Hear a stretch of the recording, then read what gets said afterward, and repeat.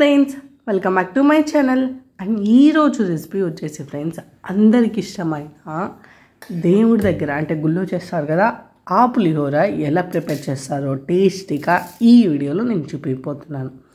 ముందుగా stove on చేసేసి pan పెట్టుకొని అన్నీ వీడియోలు చూపిస్తున్నట్టు కొంచెం కొంచెం వేసుకోండి.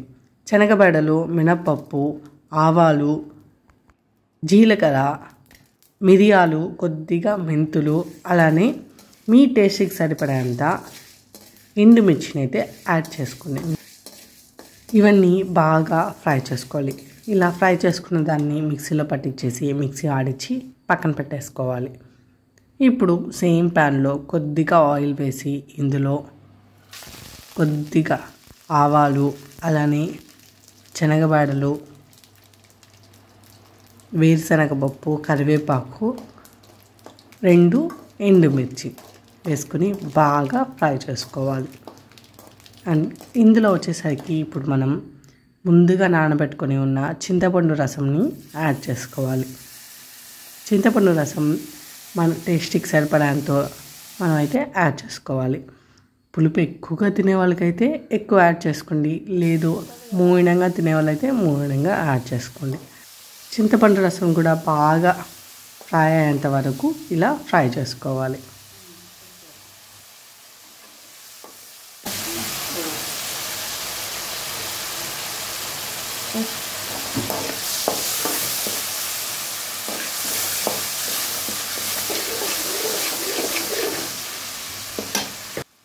ఇలా ఫ్రై అవుతున్న మధ్యలో కొద్దిగా పసుపుని యాడ్ చేసుకోవాలి.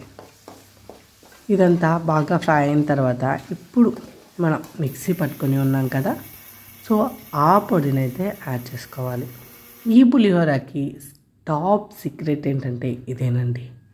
ఈ పొడి వల్ల ఎంత టేస్టీగా వస్తుందో మాటల్లో చెప్పలేను, అంత బాగుంటుంది. టేస్ట్ కూడా చాలా బాగుంది. ఒకసారి మీరు కూడా ట్రై చేయండి. నేనైతే ఇది లంచ్ బాక్స్కి అయితే రెడీ చేసుకుంటున్నా.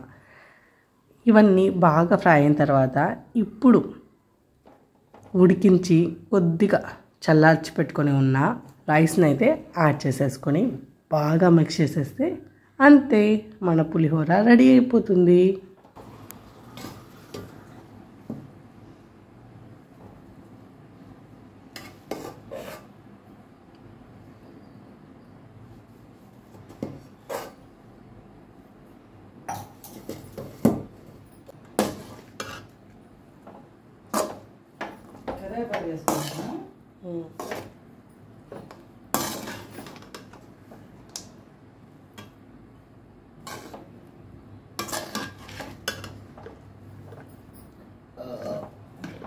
ప్రతిసారి గుడికి వెళ్ళినప్పుడల్లా అనుకుంటూ ఉంటాను ఇంత టేస్టీగా ఎలా వస్తుంది అని.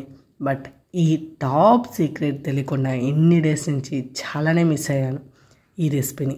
సో టేస్ట్ విషయానికి వస్తే ఫ్రెండ్స్, మాటల్లో చెప్పలేను, అంత బాగుంది. ఈవెన్ మా ఫ్రెండ్స్కి కూడా నా లంచ్ బాక్స్లో నుంచి తీసుకొని తిన్నారు, అంత బాగుంది. So next time second time prepare చేసేటప్పుడు కూడా అడిగారు, నువ్వేనా ప్రిపేర్ చేసావు, మీ అమ్మ ప్రిపేర్ చేసిందా అని. అంత బాగుందన్నమాట. అది మైండ్లో అంత ఫిక్స్ అయిందంటే మీరే ఆలోచించండి ఎంత బాగుంటుందో. సో ఫైనల్గా టేస్ట్ విషయానికైతే ఇప్పుడు దాకా చెప్పింది వర్ణించేసాను, ఇంకా మళ్ళీ వర్ణించాలంటే మీరే చెప్పాలి. ఇంకా ఒకసారి ట్రై చేయండి, మీరే చెప్పండి.